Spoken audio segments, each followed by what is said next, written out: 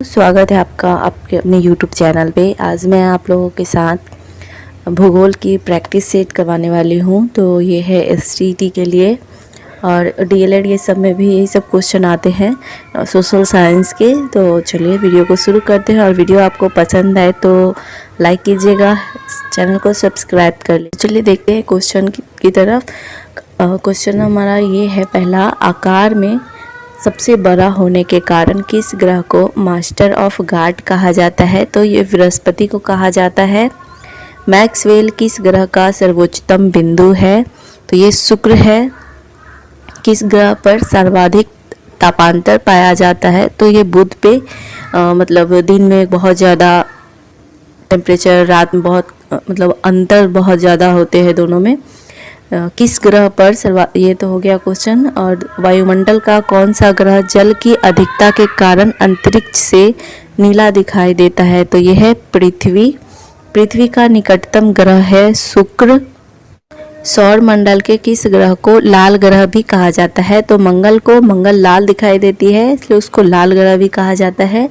सौर मंडल का कौन सा ग्रह अपनी धुरी पर सूर्य की ओर इतना झुका हुआ है कि उसे लेटा हुआ ग्रह भी कहते हैं? तो ये अरुण को कहते हैं। किस ग्रह को पृथ्वी सदृश ग्रह भी कहा जाता है? क्योंकि इसका अक्षीय झुकाव तथा घूर्णन की जो गति होती है वो काफ़ी समान होती है। तो वो मंगल की अधिक ताप तथा अधिक कार्बन डाइऑक्साइड वायुमंडल की कुल मात्रा का 96% के कारण किस ग्रह पर प्रेशर कुकर की दिशा उत्पन्न होती है, इसलिए इसे प्रेशर कुकर की दशा वाला ग्रह भी कहा जाता है। तो ये शुक्र जो है इसको प्रेशर कुकर वाला प्रेशर कुकर का दर्जा मिला हुआ है इस ग्रह को। और सौर मंडल का एकमात्र ग्रह जिस पर जीवन है तो वो पृथ्वी है। शायद आगे आने वाले समय में मंगल भी हो सकता है, तो ये तो अभी क्वेश्चन नहीं है। तो अंतरिक्ष में अब तक खोजे गए 89 तारामंडलों में सबसे बड़ा है यह कौन है? तो ये सौर मंडल का सबसे बड़ा उपग्रह गैनीमीड है।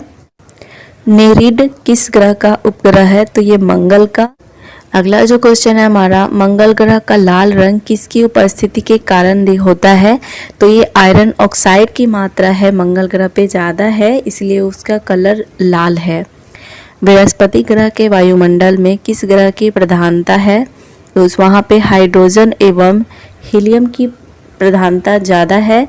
गैलीलियो द्वारा खोजे जाने के कारण किस ग्रह को गैलीलियन उपग्रह भी कहा जाता है? तो ये आयो है, यूरोप है, गैनीमीड है और कैलिस्टो है। नेक्स्ट क्वेश्चन है हमारा, गैलीलियन उपग्रह किस ग्रह के उपग्रह है? तो ये बृहस्पति के है। पृथ्वी का सबसे बड़ा एवं सबसे छोटा उपग्रह गैनीमीड है सबसे बड़ा, और छोटा जो है वो सियोन है, और ये बृहस्पति का उपग्रह है। ये सब रिया एवं इयापेट्स किस ग्रह के उपग्रह है? तो ये शनि के उपग्रह है। वरुण का सबसे बड़ा उपग्रह कौन है जिसकी घूमने की दिशा क्या है? तो ये टिटान है और ये पूर्व से पश्चिम की दिशा में ये जो है घूमती है। सौर मंडल के किस ग्रह की कक्षीय गति या परिक्रमण गति सर्वाधिक है या सबसे अधिक है? तो वो बुध है। सूर्य की परिक्रमा कर सबसे कम समय में पूरा करने वाला ग्रह कौन सा है? तो वो बुध है, क्योंकि वो सबसे पास भी है। सूर्य के सबसे पास की ग्रह बुध है।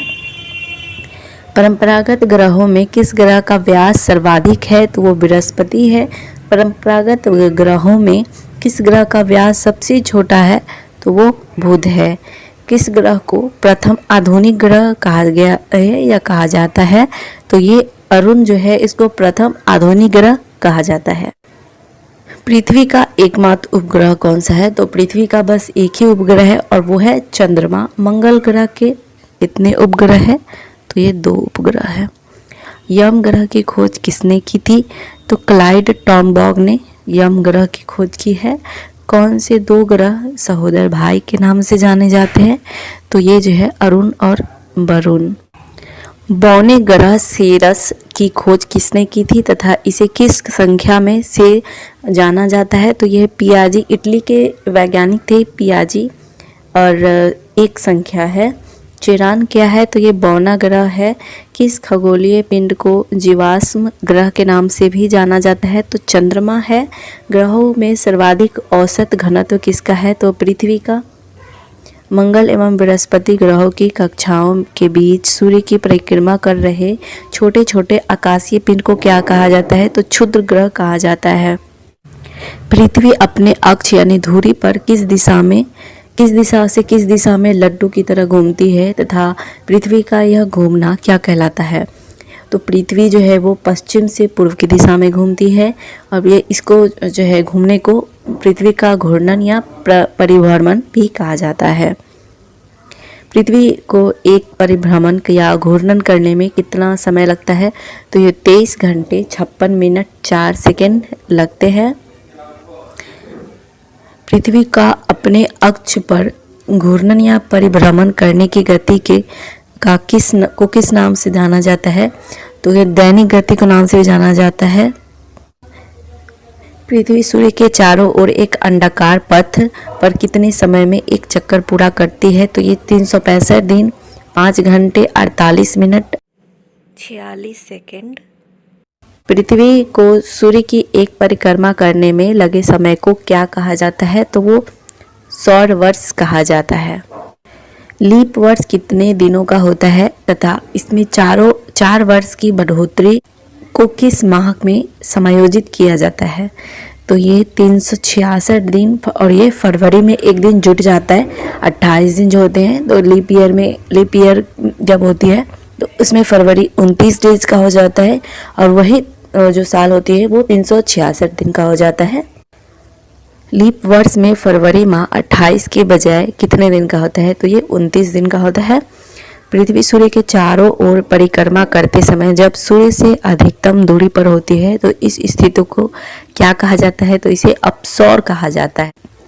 नेक्स्ट क्वेश्चन है, जब कभी सूर्य एवं चंद्रमा के मध्य पृथ्वी आ जाती है तो पृथ्वी की छाया चंद्रमा पर पड़ने लगती है।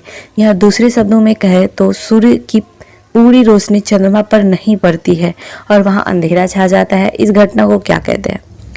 घटना को जो कहते हैं वो चंद्र ग्रहण कहते हैं। चंद्र ग्रहण की घटना कब होती है? तो ये सदैव पूर्णिमा को होती है।